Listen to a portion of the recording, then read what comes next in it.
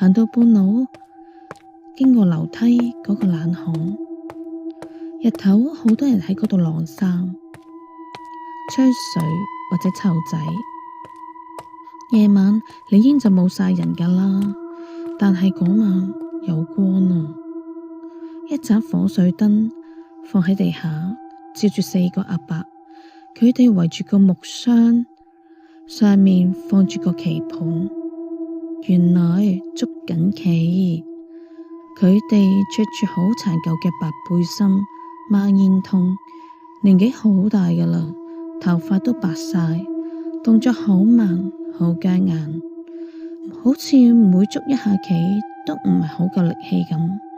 佢哋捉得好專心，完全都冇望過我同阿媽。我聽到佢哋講嘢。喂，你話呢？我哋4個入面係一個邊個可以走先啊？一個大粒麥阿伯問。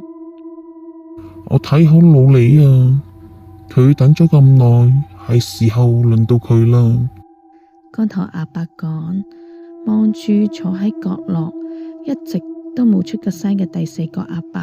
老李，佢梗係想啦，但係搵唔到替身嘛，你等幾耐都冇用㗎。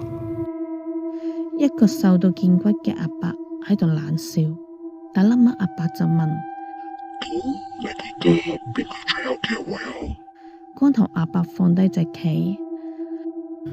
我覺得啊，樓下新搬嚟嗰個肥佬有得諗，佢成日3更半夜喺走廊煲煙，等下次佢再出嚟食煙，搵個機會推佢落樓梯，7樓跌落地下喎，乜都散啦。幾個阿伯一齊笑。